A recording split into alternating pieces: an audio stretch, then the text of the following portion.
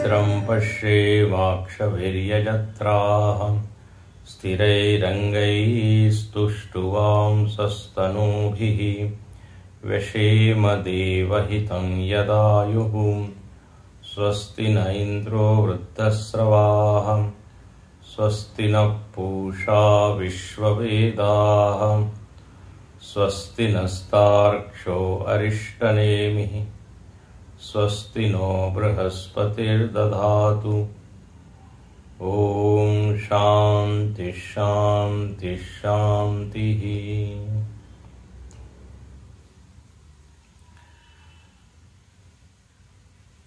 मुंडकोपनिषद के इस प्रस्तावना भाष्य में भगवान भाष्यकार ने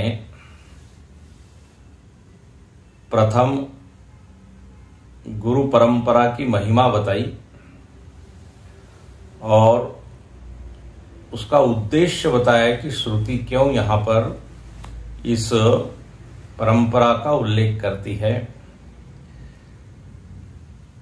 परंपरा का श्रवण करने से श्रोता की बुद्धि में विद्या के प्रति महिमा बुद्धि जागती है। जैसे श्रीमद् भागवत में भी आप देखिए तो वहां परंपरा का उल्लेख होता है कि यह ज्ञान नारायण भगवान ने ब्रह्मा जी को पहले दिया, फिर ब्रह्मा जी ने नारद जी को, नारद जी ने महर्षि वेदव्यास जी को, वेदव्यास जी ने शुकदेव जी को। तो ऐसी महान विभूतियां जब इस ज्ञान का आदान प्रदान कर रहे हैं, ग्रहण भी कर रहे हैं, दे भी रहे हैं, तो ज्ञान बहुत बड़ा होना चाहिए, महान होना चाहिए। दूसरा यहां पर बिंदु जो यहां भाष्यकार ने बताया वो ये कि दो प्रकार की विद्याएं हैं, अपरा और परा। दोनों के अधिकारी अलग अलग हैं, दोनों का फल अलग अलग है, दोनों का स्वरूप अलग अलग है। 4 पॉइंट बताए। एक का फल संसार ही है अपरा विद्या का, परा विद्या का फल है मोक्ष। अपरा विद्या का अधिकारी सकामी व्यक्ति है जिसको अभी जगत की अनेक इच्छाओं को पूर्ण करना है। लेकिन जो परा विद्या का अधिकारी है वो निष्काम है, विरक्त है। तीसरा बिंदु ये बताया कि अपरा विद्या विधि निषेधात्मक है, कर्म पर आश्रित है, फल देने में कर्म पर आश्रित है। अपरा विद्या वो फलवती नहीं होती जब तक आप कर्म की मदद न लें। इसके विपरीत परा विद्या जो है वह स्वयं में ही फल देने में समर्थ है। ब्रह्म विद्या को कर्म की बैसाखी या कर्म का आश्रय लेने की कोई आवश्यकता नहीं है। विद्या मात्रेण फलम प्राप्नोति। जो मुक्ति है, जो आनंद है, वो विद्या ग्रहण करने मात्र से उसको मिल जाता है। उसके बाद करने के लिए कुछ शेष नहीं रहता। तो ये सारे बिंदु बताए। इसके बाद जो विषय यहां पर भाष्यकार लेते हैं वो ये कि जो परा विद्या है वो संन्यास वृत्ति ग्रहण करके सुनी जाती है, समझी जाती है। संन्यास निष्ठा एवं मन को बिल्कुल संसार से निवृत्त करके फिर श्रवण यदि करें तो प्रमा की उत्पत्ति होती है। मन उलझा हुआ हो, मन फंसा हुआ हो, तो ऐसे विक्षिप्त चंचल बहिर्मुखी मन में प्रमा की उत्पत्ति नहीं होती है। स्वयं यहां पर यह उपनिषद बताएगी, संन्यास योगात भैक्षचर्याम चरंती। जो बड़े निवृत्त हो गए संसार के कर्मों से, उनको यह ज्ञान आनंद देगा। इसके बाद जो पॉइंट यहां लिया है वो ये कि ज्ञान और कर्म का विरोध है। ज्ञान और कर्म के स्वरूप को यदि आप देखें तो दोनों में काफी अंतर है।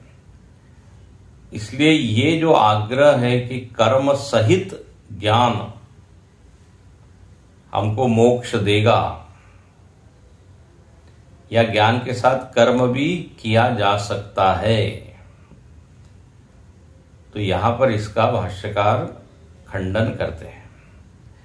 और ये आपको देखने को मिलेगा, भाष्यकार ने लगभग हर उपनिषद के भाष्य में इस पॉइंट के ऊपर आघात किया ही है।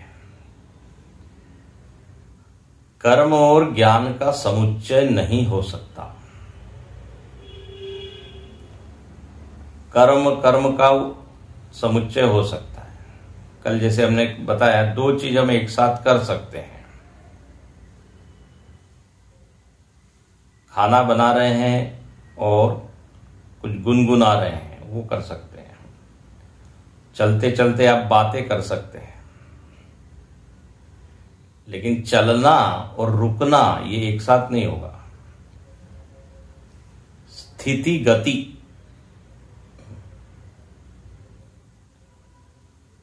तो कर्म और ज्ञान में ऐसा विरोध है, क्योंकि कर्म में कर्ता भाव प्रज्वलित है, जागृत है। कर्ता भाव पूरी तरह से जगा हुआ है। जबकि ज्ञान क्या कहता है, आप अकर्ता हो। ज्ञान उच्छेदक है। ज्ञान कर्म कर्ता भाव का खंडन करता है, बोले आप कर्ता नहीं हो सकते।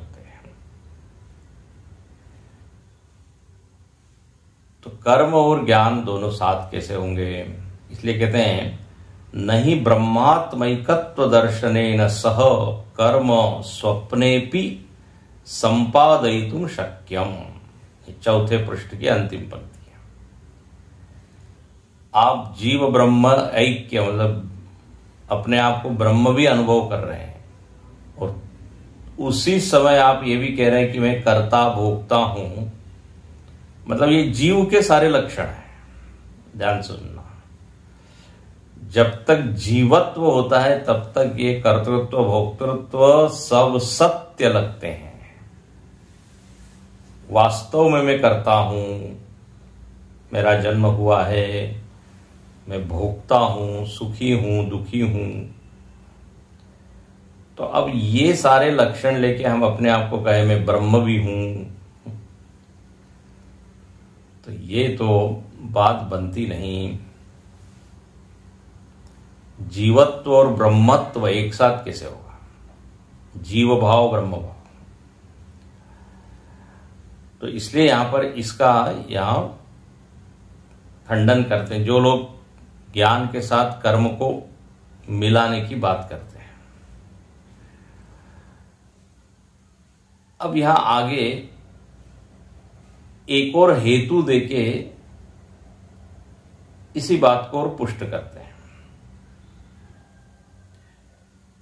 या आप समझिए, एक दूसरा किसी ने प्रश्न कर दिया, बोले ठीक है, जब ब्रह्म की प्रमा बनी हुई है तब कर्म का समुच्चय नहीं होगा, ठीक है, स्वीकार है। लेकिन जब ये प्रमा का विस्मरण होगा, अब नया पॉइंट है। बोले जब मैं अपने आप को जीव के रूप में अनुभव करूंगा ब्रह्म ज्ञान के बाद ये वो कह रहा है पूर्व पक्षी कि हो सकता है मैं भूल जाऊं अपने को,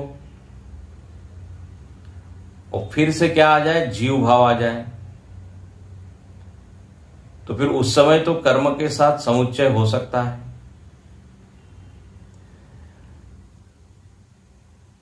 ऐसा यहां पे कहते हैं कि ब्रह्मज्ञानी अपने स्वरूप को भूल जाए,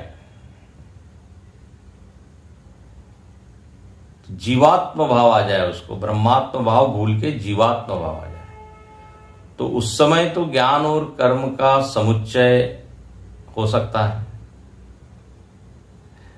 देखो यहां पे बात यह है, जो पूर्व पक्षी है वो कर्मासक्त है, किसी न किसी तरह से कर्म को लाना ही चाहता है। उसको ये बात पच नहीं रही है कि कर्म कैसे नहीं होगा। तो उसने एक नया पॉइंट ये निकाला कि देखिए, विस्मरण हो सकता है इस प्रमा का कि अहम ब्रह्म, ब्रह्म विद्या उसमें उत्पन्न हो गई, लेकिन कभी कभी भूल जाता है, कभी कभी भूल सकता है, और जब भूल जाएगा तो फिर कर्म के साथ समुच्चय हो सकता है। तो इस बात को यहां पे भाष्यकार देखो उठाते हैं 5वीं पंक्ति में, विद्यायाः काल विशेष अभावात् अनियत निमित्तत्वात् काल संकोच अनुपपत्ति। थोड़ा ये टेक्निकल जरूर है, थोड़ा सा समझने में कठिन है, लेकिन सरल करके हम इसको देखने का प्रयत्न करते हैं। यहां पर क्या प्रश्न है उसका कि ब्रह्म विद्या का विस्मरण हो सकता है, तो उस समय कर्म के साथ समुच्चय होगा। तो यहां पर कहते हैं भाष्यकार, अनुपपत्ति ही, ये ठीक नहीं है। इस वाक्य के अंतिम पंक्ति क्या, काल संकोच अनुपपत्ति ही। अनुपपत्ति का मतलब ये उचित नहीं है। अब यहां एक शब्द दिया है काल संकोच। काल संकोच का मतलब है कि ये ब्रह्म विद्या को आप एक काल में बांध नहीं सकते, कि एक काल में तो ब्रह्म ज्ञान है, दूसरे काल में वो प्रमा भूल गए। इसको कहते हैं काल संकोच। मतलब कभी अपने आप को ब्रह्म मानना, कभी भूल जाना। बोले ये ठीक नहीं है, ऐसा होता नहीं है। इसलिए फिर देखिए प्रथम शब्द, विद्यायाः काल विशेष अभावात्, हेतु दिया। ऐसा हम क्यों कह रहे हैं कि कभी ब्रह्म ज्ञान होगा, कभी विस्मरण होगा? ये जो आप कह रहे हैं ये गलत है। क्यों? क्योंकि काल विशेष अभावात्, मतलब ब्रह्म ज्ञान में एक विशेष काल का अभाव है। विशेष काल का अभाव ये कि एक विशेष समय में तो मुझको याद है कि मैं ब्रह्म हूं, और थोड़ा काल कुछ बदला, टाइम गया, तो ये मेरा ज्ञान खंडित हो गया, ये प्रमा खंडित हो गई। बोले काल के चलते ये ज्ञान खंडित नहीं होता। बहुत सुंदर पॉइंट है। समय उत्पन्न हुए ज्ञान को खत्म नहीं करता। काल के द्वारा कोई भी ज्ञान नष्ट नहीं होता।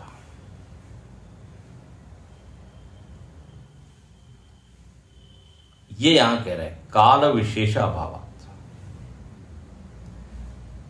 एक बार जैसे आपको ये प्रमा बन गई कि अग्नि उष्ण है, ठीक है, अग्नि उष्ण है, अच्छे से आपको इसका ज्ञान हो गया, तो क्या आप 2 दिन के बाद उसको भूल जाएंगे क्या? जब भी अग्नि सामने आएगी वो प्रमा जागृत हो जाएगी कि नहीं? तो 2 दिन के काल में क्या वो ज्ञान नष्ट हो गया? या हो सकता है जीवन भर आपको याद रहेगा कि अग्नि उष्ण है।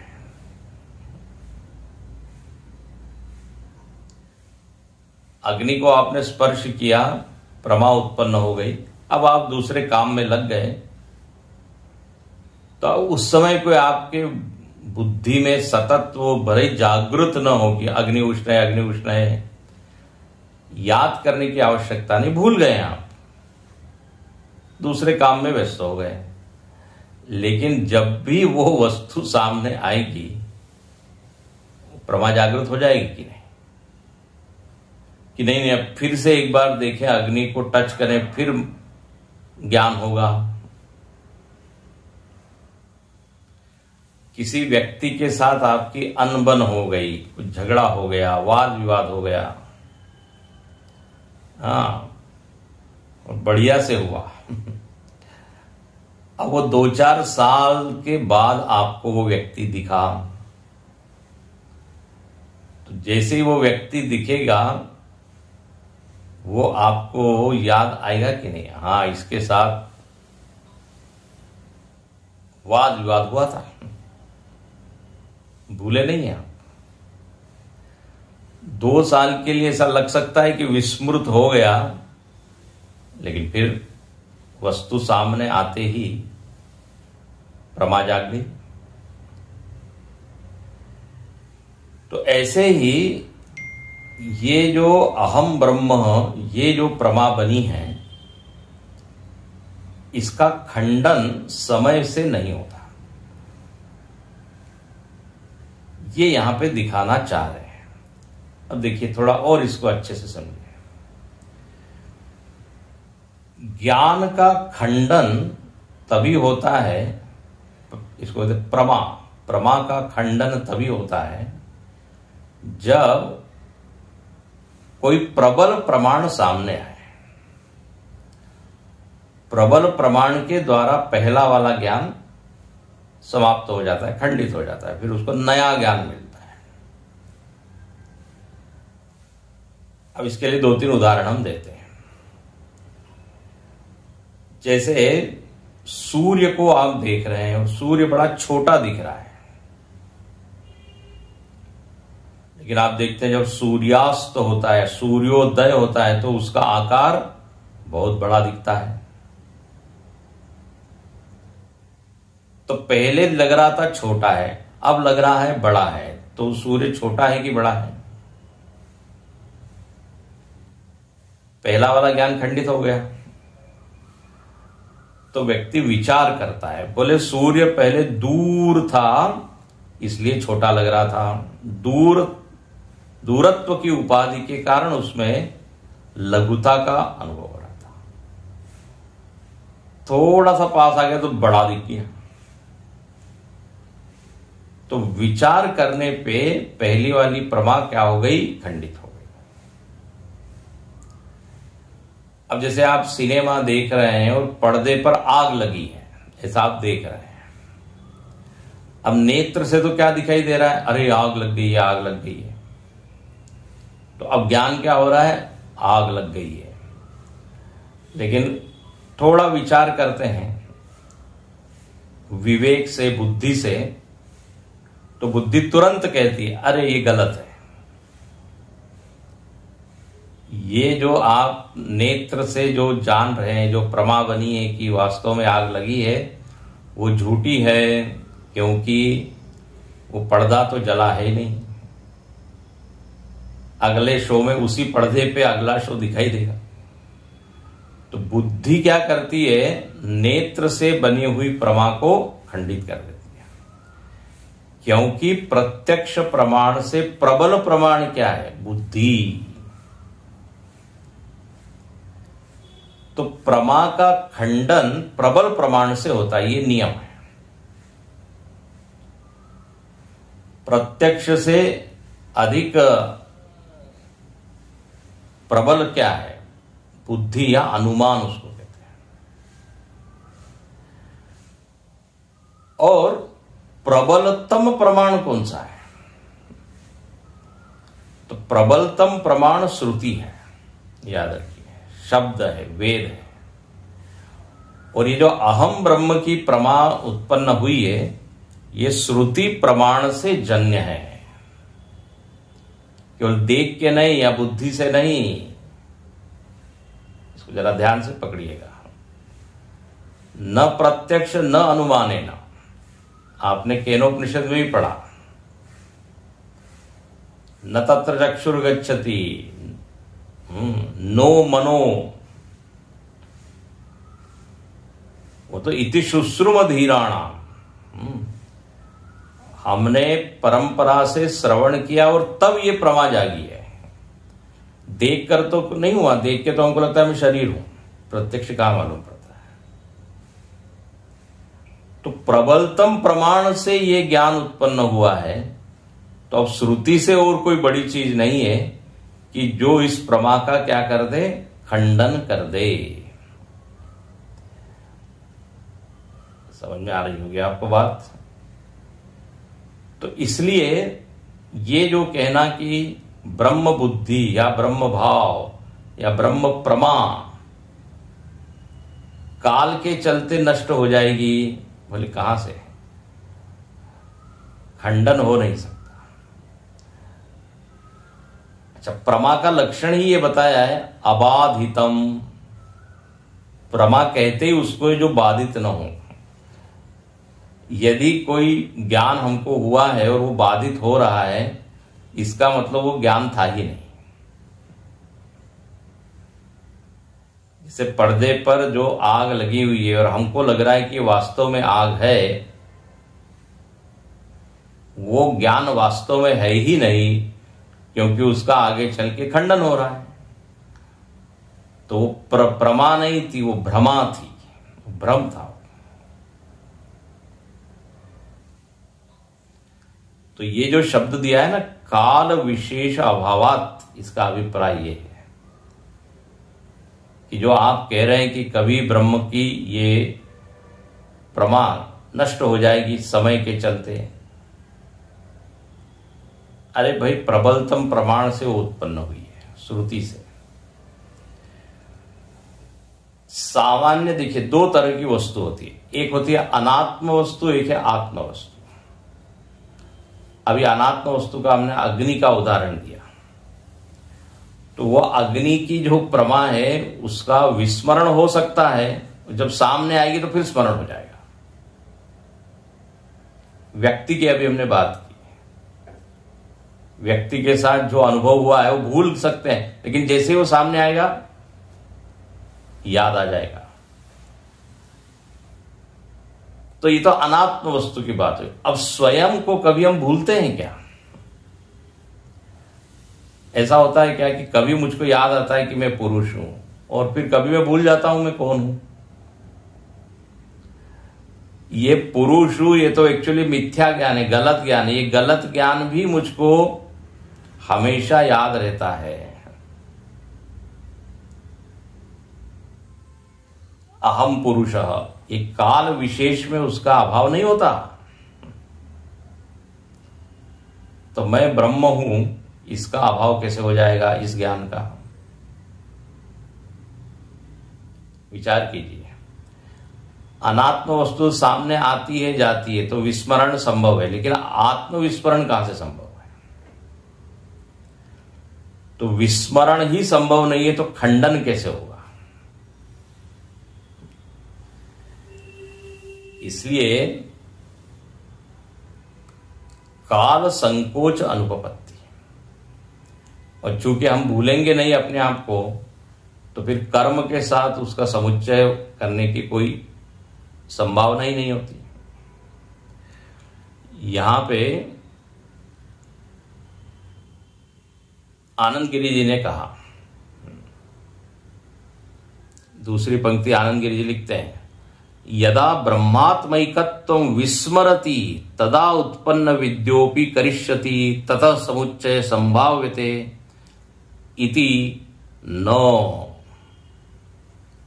वही बोले, जब ये ब्रह्मात्म बुद्धि विस्मृत हो जाएगी तो फिर कर्म के साथ समुच्चय संभव है। तो इसका खंडन किया आचार्य ने, शंकराचार्य जी ने, बोले न, काल विशेष अभावात, विशेष काल में अभाव, और नियत निमित्तत्वात्, अनियत निमित्तत्वात्।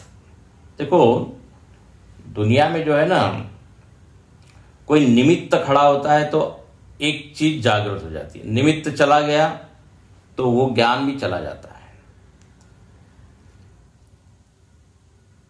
लेकिन यहां पर मैं ब्रह्म हूं, ये किसी निमित्त के कारण नहीं है कि निमित्त आया तो मुझको ज्ञान हो गया, निमित्त चला गया तो मैं भूल गया। ऐसा होता है क्या? मैं पुरुष हूं, ये मैं मनुष्य हूं, ये किसी निमित्त के ऊपर आश्रित तो नहीं है ना, ये तो सतत बनी हुई है एक प्रमाण।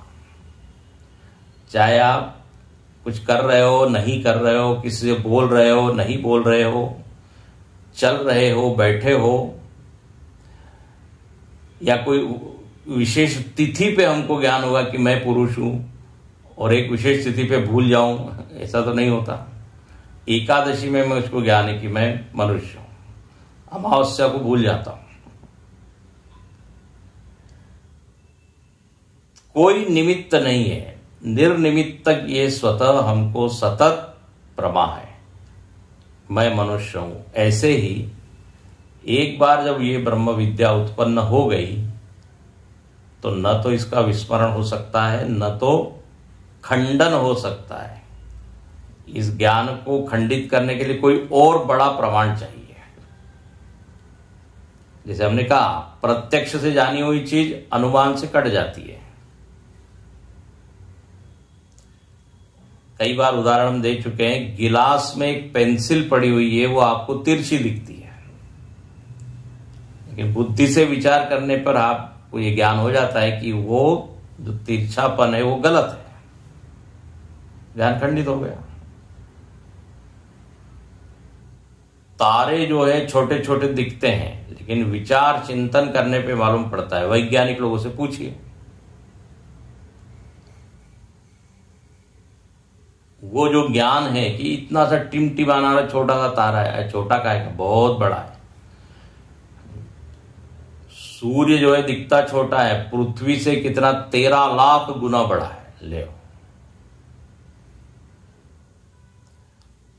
तो प्रमाणों में भी क्या है, निर्बल प्रमाण, प्रबल प्रमाण, प्रत्यक्ष, अनुमान, अनुपलब्धि, बहुत सारे प्रमाण हैं। 6 प्रमाण है।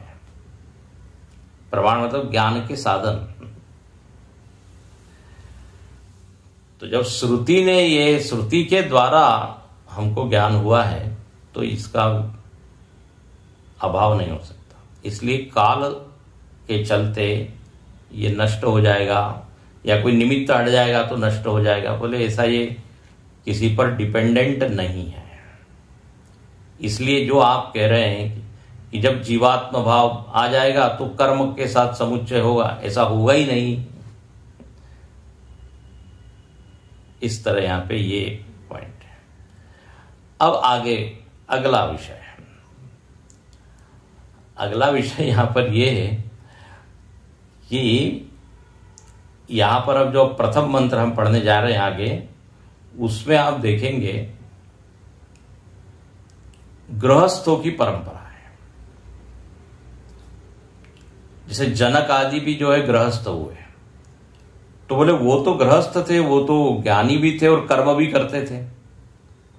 फिर वो लेके आया कि गृहस्थ परंपरा में हम देखते हैं उनको ज्ञान होता है, लेकिन गृहस्थी लोग तो खूब कर्म करते रहते हैं। तो इसका मतलब ज्ञान और कर्म का समुच्चय संभव है। देखो तो अगली पंक्ति देखिए, 5वें पृष्ठ पर, यत्तु गृहस्थेषु ब्रह्म विद्या संप्रदाय कर्तृत्वादि लिंगम। बोले ये गुरु परंपरा में, अभी हम देखेंगे, शौनक ऋषि गृहस्थ है, इस उपनिषद के शिष्य। तो बोले जो ब्रह्म विद्या इन्होंने प्राप्त की, तो इस चिन्ह से, लिंगम मतलब चिन्ह से, इस चिन्ह से मालूम पड़ता है कि ज्ञान के साथ कर्म संभव है, क्योंकि जो गृहस्थी व्यक्ति होता है वो तो कर्म के साथ इतना कर्म बाहुल्य उसमें होता है, ये करना है वो करना है, यहां जाना है वहां जाना है, तो कर्म भी तो कर रहा है और ज्ञान का भी वो ग्रहण कर रहा है और वो ज्ञानी भी हो गया है। तो ज्ञान और कर्म दोनों साथ चल सकते हैं,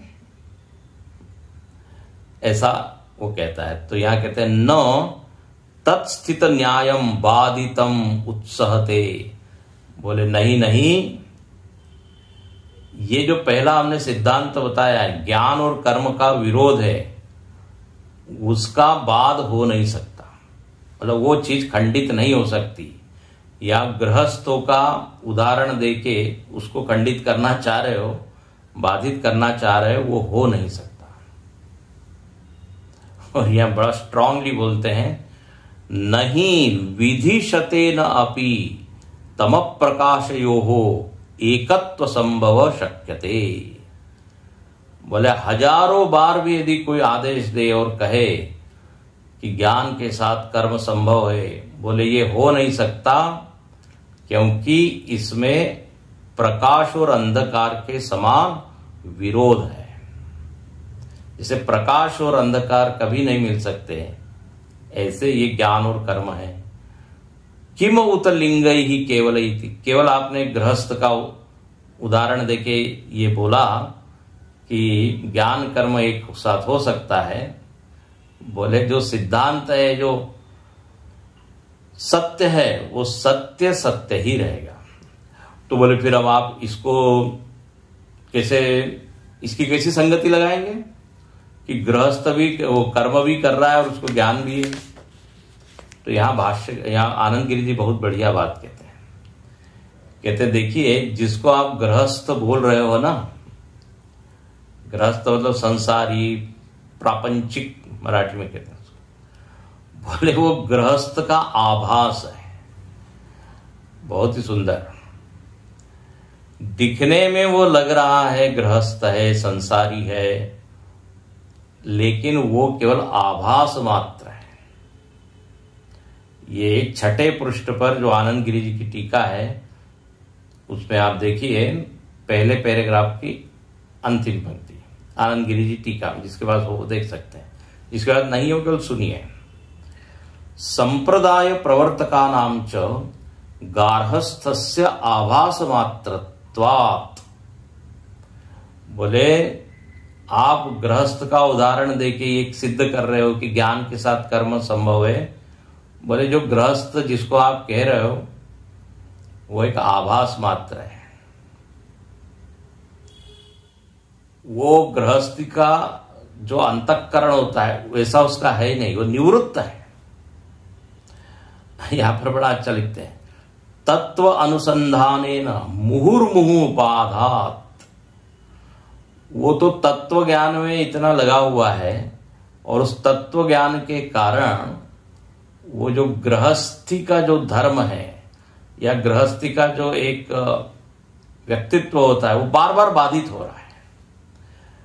इसको सरल भाषा में कहें तो उसको गृहस्थी के किसी भी कर्म में रुचि नहीं है।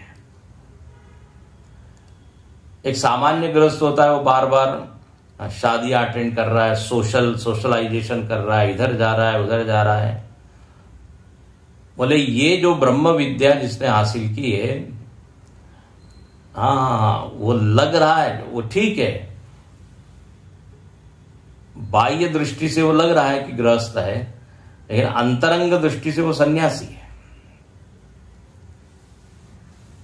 और यह उदाहरण देते हैं जनक जी का, जनक महाराज, जनक जी को देखिए, राजा हैं, लेकिन उनके ज्ञान में ऐसी निष्ठा है कि मिथिला नगरी जल रही है तब भी वो कहते हैं मिथिलायाम प्रदीप्तायाम न मे किंचन दह्यते। आपको किस्सा मालूम होगा, कथा मालूम होगी। याज्ञवल्क्य ऋषि जब वेदांत पढ़ाते थे तो अनेक ऋषि मुनि आते थे और जनक जी तो थे ही, उनके शिष्य थे। लेकिन याज्ञवल्क्य जी तभी कक्षा शुरू करते थे जब जनक महाराज आ जाते थे। तो अन्य जो साधु महात्मा जो थे उनको लगता था कि ये याज्ञवल्क्य ऋषि जनक जी के अधीन है। देखो, जनक जी के आने के बिना ये चर्चा शुरू नहीं करते। तो ऐसी एक लीला की उन्होंने। ऐसा कुछ हुआ कि मिथिला में आग लग गई, ऐसा सब लोग आके बोलने लगे जब ये श्रवण चल रहा था, कक्षा चल रही थी। सब लोग भागे, जो साधु महात्मा, जो ऋषि मुनि, जो कि बाहर से विरक्त दिख रहे थे, अरे बोले हमारा कंबल है, लंगोटी है, कमंडल, ये सब जल जाएगा, भागे सब। लेकिन जनक जी ने क्या बोला? यस्य में चास्ति सर्वत्र यस्य में नास्ति किंचन। आनंद गिरि जी ने कोट किया है, मिथिलायाम प्रदीप्तायाम न मे किंचन दह्यते। बोले पूरी मिथिला भी जल जाए तो भी मेरा कुछ बिगड़ेगा नहीं,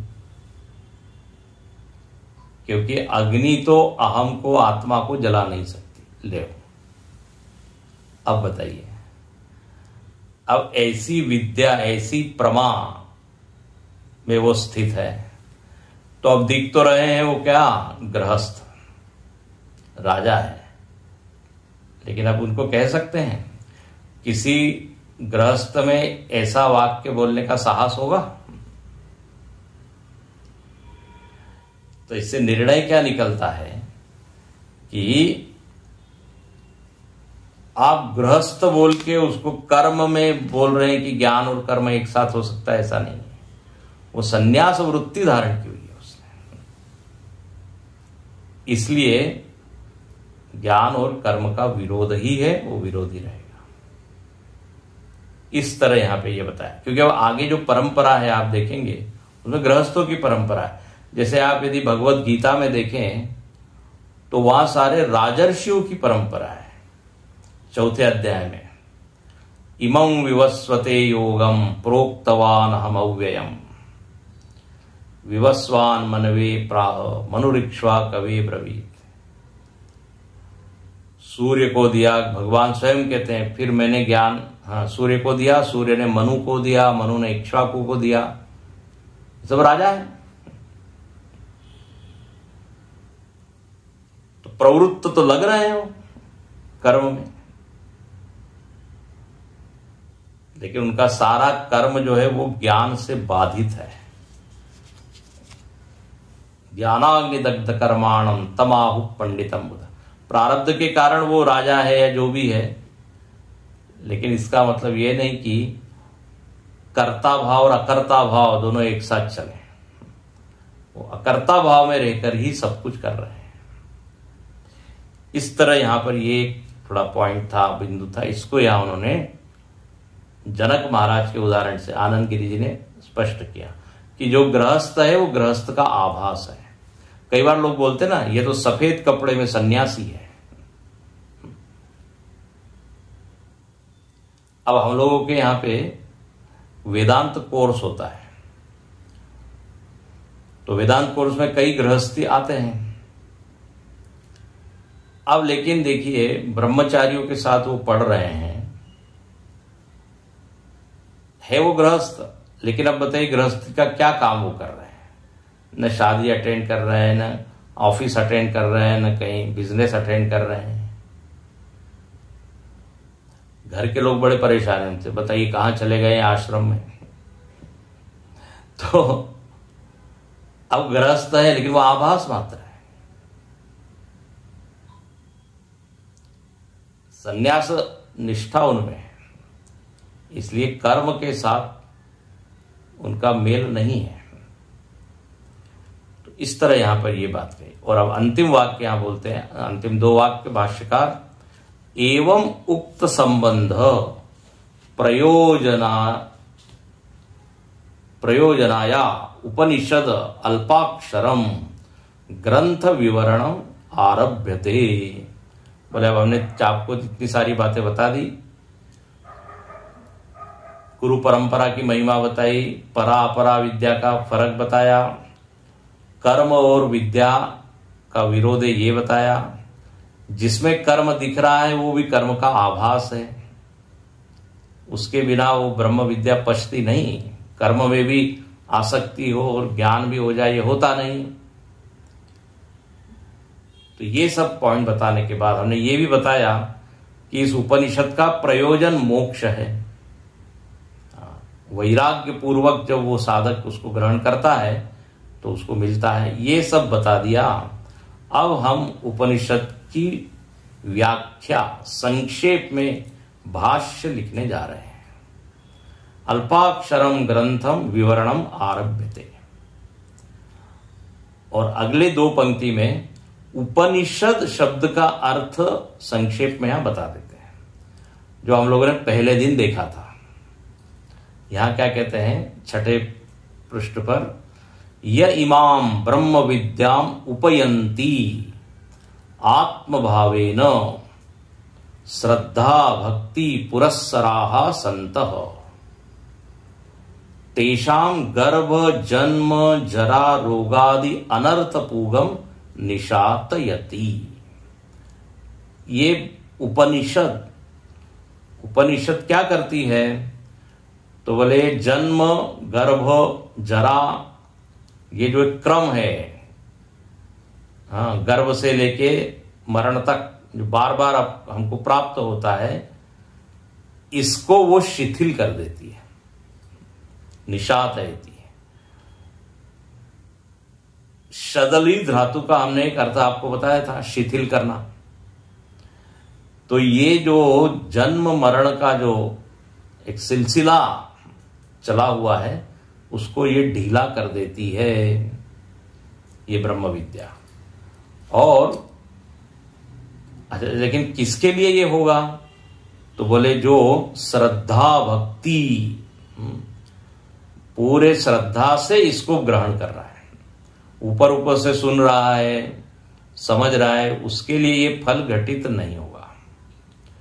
श्रद्धा भक्ति पुरस्सराः, बहुत सुंदर। इस ब्रह्म विद्या के प्रति आस्तिक बुद्धि उसकी हो कि जो भी यहां कहा गया वो सही है, और भक्ति मतलब उसमें प्रेम हो। जिसको इस ब्रह्म विद्या में रसानुभूति होने लगे, हाँ, उसमें आनंद आने लगे, तो बोले अब उसका क्या होगा? अगला जन्म नहीं होगा, उसका ये जन्म मरण का जो बंधन था वो ढीला हो जाता है। तो श्रद्धा भक्ति पुरस्सरा, और उसके ऊपर लिखते हैं आत्मभावेन ब्रह्म विद्याम उपयन्ति। जो इस ब्रह्म विद्या को आत्मभाव से ग्रहण कर रहा है, श्रद्धा है, उसमें रस है, और आत्मभावेन, आत्मभावेन मतलब ये जो ब्रह्म है जिसकी चर्चा उपनिषद बार बार करती है, वो आत्म तत्व ही है। आत्मभावेन न तो अनात्म भावेन, ब्रह्म को वो अनात्म नहीं मानता, अन्य नहीं मानता। और जिसकी चर्चा हुई, जो तत्व है वो तत्व मैं ही हूं। तो उपनिषद जब हम सुनते हैं तो इस ब्रह्म तत्व तक हमको ये ले जाती है, ये विद्या। आपको बताया था गति विशरण अवसादन, शब्द धातु के 3 अर्थ है उपनिषद में, जो शब्द उसी का यहां वर्णन कर रहे हैं। तो अनर्थ पूगम निशातयति, तो एक तो ढीला कर देती है। दूसरा लिखते हैं परम वा ब्रह्म गमयति, पर ब्रह्म तक हमारी गति हो जाती है। गमयति, निशातयति मतलब ढीला कर देना, गमयति मतलब पहुंचना, अपने ब्रह्म स्वरूप तक पहुंच जाना। अच्छा, ये जो गमयति जो अर्थ है ना, गमयति मतलब पहुंचना, जाना, संस्कृत में ये जो गत्यर्थक धातु है, जाने वाली जो धातुएं हैं, उसका अर्थ ज्ञानार्थक भी होता है। मतलब गमयति का अर्थ जानाति, ये भी अर्थ होगा। ब्रह्म तक पहुंचता है, इसका अर्थ आप ये कर लीजिए, ब्रह्म को जानता है।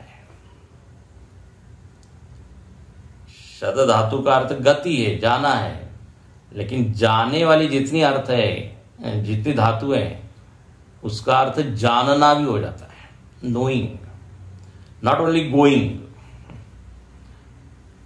सो going is equal to knowing. तो ब्रह्म गमयति मतलब जानाति।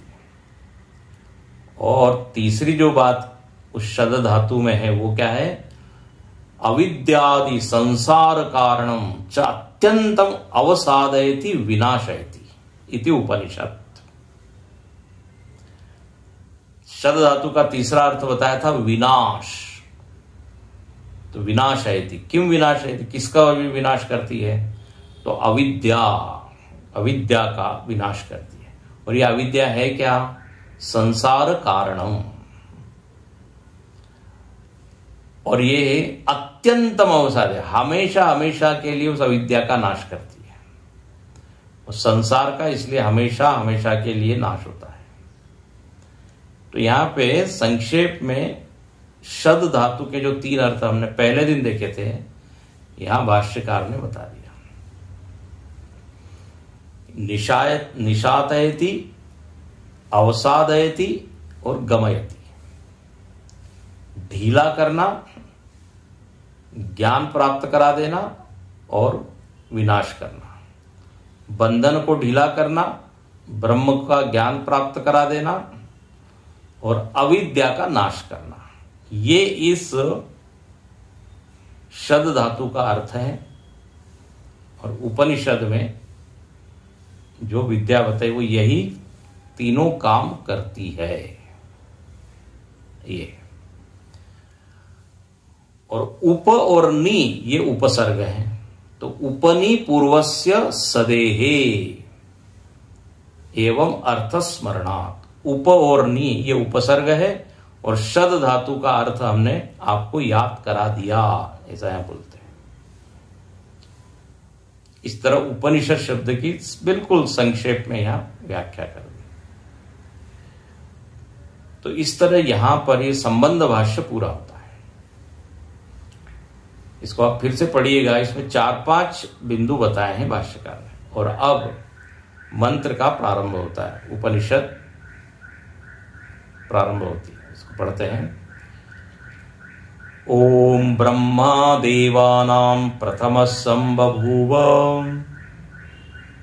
पढ़िए। ओम ब्रह्मा देवानां प्रथमः संबभूव। विश्वस्य कर्ता भुवनस्य गोप्ता। विश्वस्य कर्ता भुवनस्य गोप्ता। स ब्रह्म विद्यां सर्वविद्या प्रतिष्ठां। स ब्रह्म विद्या सर्वविद्या प्रतिष्ठां। अथर्वाय ज्येष्ठपुत्राय प्राह। अथर्वाय ज्येष्ठपुत्राय प्राह। जैसा कि भाष्यकार ने संकेत किया था अपने भाष्य में कि यहां बड़े बड़े लोगों की परंपरा है इस उपनिषद में। तो देखिए, बिल्कुल ये पहले ही मंत्र में परंपरा कहां से शुरुआत हुई इसका यहां उल्लेख किया। कहते हैं ओम ब्रह्मा देवानाम। इस विद्या के आदि गुरु कौन हुए? तो बोले ब्रह्मा जी। ब्रह्मा जी सबसे पहले, फिर ब्रह्मा जी जो सारे देवताओं में प्रथम है। देवानाम प्रथमः संबभूव। सबसे पहले देवता ब्रह्मा जी है, वो प्रकट हुए और उन्होंने ये ज्ञान दिया। अच्छा, ये ब्रह्मा जी कौन है? विश्वस्य कर्ता भुवनस्य गोप्ता। विश्व के कर्ता है, जगत कर्ता। और ऐसा नहीं कि केवल कर्ता है, गोप्ता भी है, पालक भी है। भुवनस्य गोप्ता। ऐसे ब्रह्मा जी सब्रह्म विद्याम सर्व विद्या प्रतिष्ठा। उनके पास ये ब्रह्म विद्या थी।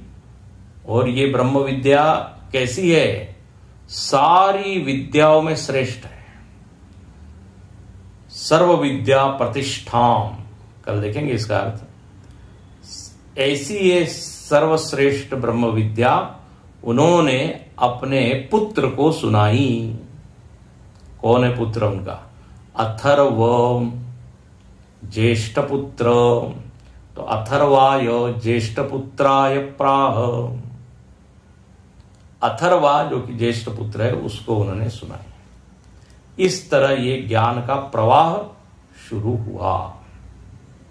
अभी तो केवल शब्दार्थ हुआ, अब इसके अर्थ हम देखेंगे। ये ब्रह्मा जी कौन है, या अथर्वा कौन है, और ये ब्रह्म विद्या श्रेष्ठ क्यों है। बहुत बढ़िया है। यहां से ये उपनिषद प्रारंभ होती है।